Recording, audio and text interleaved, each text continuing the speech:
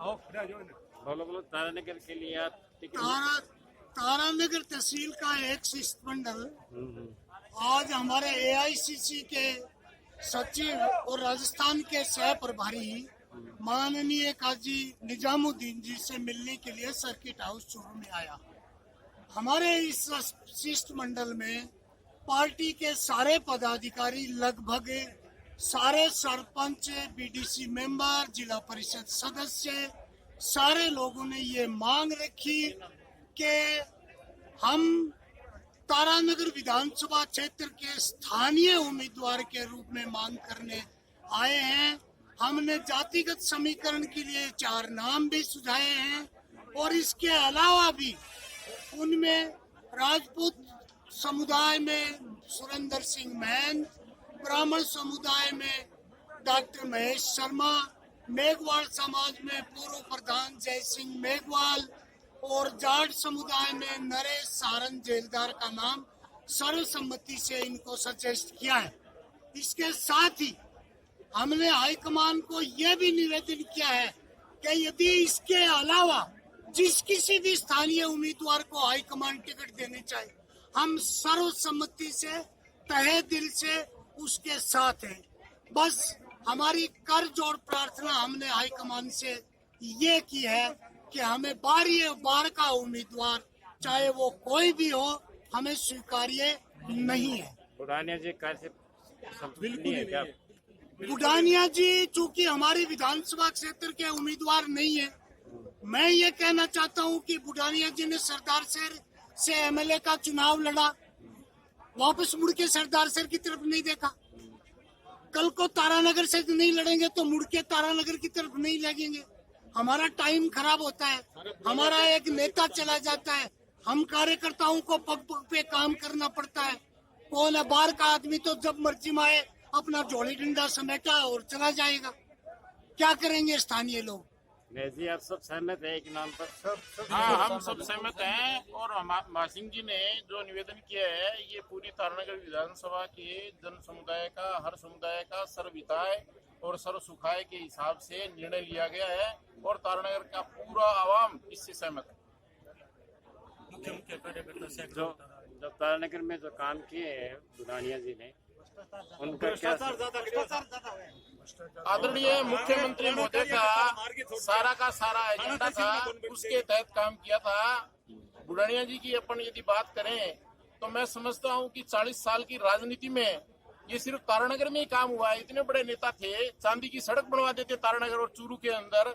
2 बार 3 बार के एमपी, 2 बार के विधायक, 2 बार के राज्यसभा सांसद, इतने बड़े व्यक्ति और इनका जो कद जो है उस हिसाब से क्या काम हुआ है 40 साल के अंदर, आप खुद अवलोकन करें। बुढ़ानिया जी की मासिंह जी आप क्यों नहीं ले रहे टिकट? बुढ़ानिया जी की नहीं मांग रहे? जहाँ तक बुढ़ानिया जी के द्वारा विकास करने की बात है, विधायक कोटा है लगभग 5 करोड़ का। 5 करोड़ में से किसी भी विधानसभा क्षेत्र में मेरे को एमएलए कोटे का पैसा लगा हुआ नहीं देखा।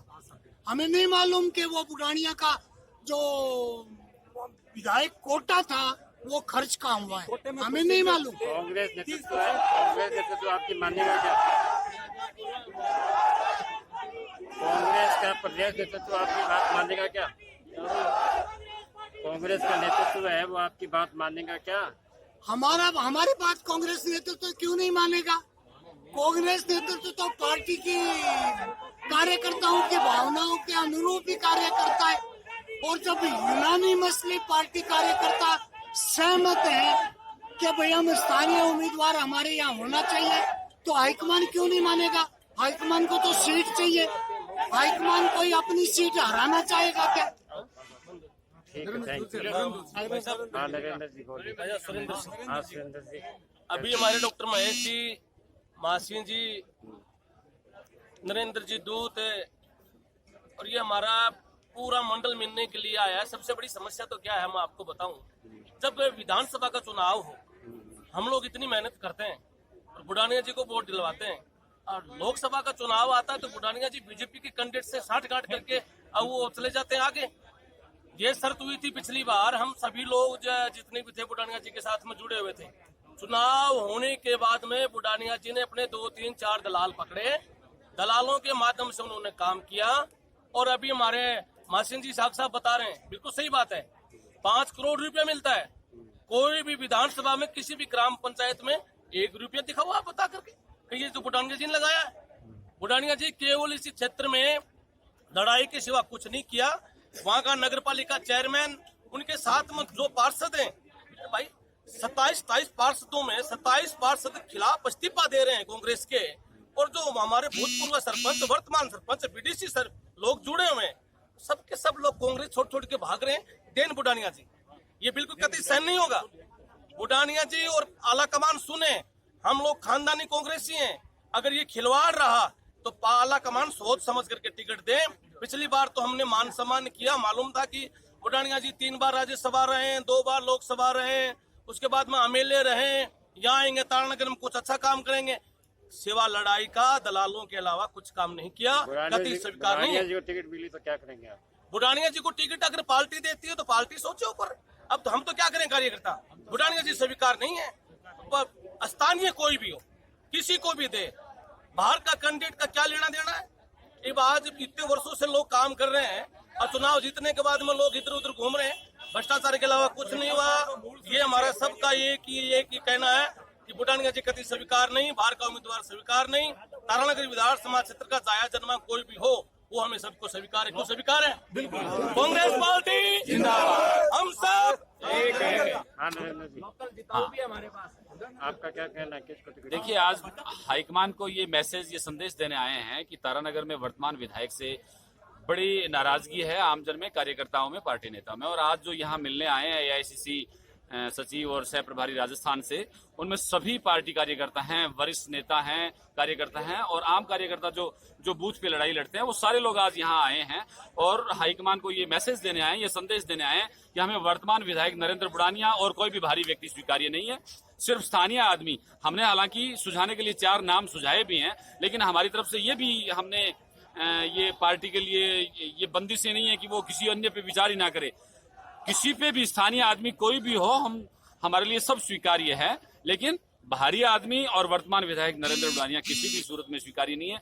नरेंद्र बुढ़ानिया ने पार्टी को बहुत नुकसान किया है, बहुत कमजोर किया है।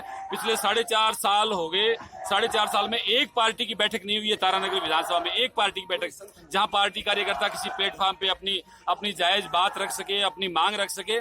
और पूर्णतया एक नया सिस्टम तैयार कर रखा है बुढ़ानिया जी ने, जहां पे अभी पिछले आज से एक माह पहले सावा में एक मीटिंग करने का प्रयास किया गया, जिसमें घोषित भारतीय जनता पार्टी के नेता से मीटिंग करवाई गई, जिसमें न तो भारतीय जनता पार्टी के लोग आए और न ही कांग्रेस के लोग आए। भारतीय जनता पार्टी वाले इसलिए नहीं आए कि कांग्रेस का नेता आ रहा है, और कांग्रेस के कार्यकर्ता इसलिए नहीं आए कि जब पार्टी का आयोजन है वो भारतीय जनता पार्टी का नेता करवा रहा है। इसलिए पूरे विधानसभा में यही हालात हैं। मूल पार्टी कार्यकर्ताओं को छोड़ के और भारतीय जनता पार्टी के आदमियों को बुला के उनका विकल्प तैयार करने की कोशिश की जा रही है, लेकिन वो इस मुगालते में है कि भारतीय जनता पार्टी वाले लोग हैं वो तो इस साजिश में है कि किसी तरह से कांग्रेस तारानगर में कमजोर हो, और यही किया जा रहा है। तारानगर कांग्रेस को कमजोर करने के हर संभव प्रयास किए जा रहे हैं, और हमें इस बात का दुख है। और इसीलिए आज हम ये संदेश देने आए कि तारानगर कांग्रेस को हम कमजोर नहीं होने देंगे। तारानगर कांग्रेस से हम बुढ़ानिया जी को अस्वीकार करते हैं, किसी बाहरी को अस्वीकार करते हैं, स्थानीय आदमी के साथ हैं। स्थानीय आदमी को पार्टी प्रत्याशी बनाए, स्थानीय आदमी को हम पार्टी के जिताकर भेजेंगे। और तारानगर, मैं नरेश सहारनपुर, पूर्व जिला परिषद सदस्य तारानगर।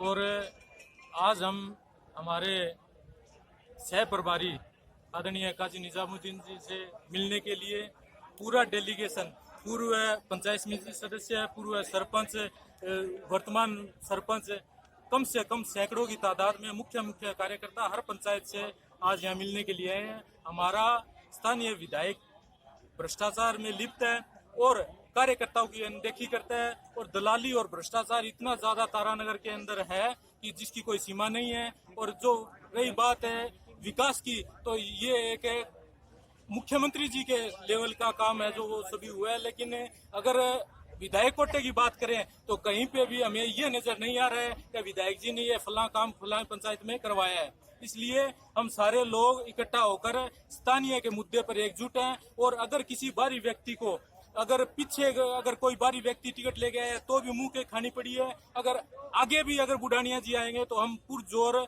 निश्चित तौर पर बुढ़ानिया जी का बारी व्यक्ति होने के नाते से विरोध करेंगे। और स्थानीय अगर जातिगत समीकरण के आधार पर हमने जो नाम सुझाए हैं, अगर पार्टी इन पर विचार करती है तो सहमत है।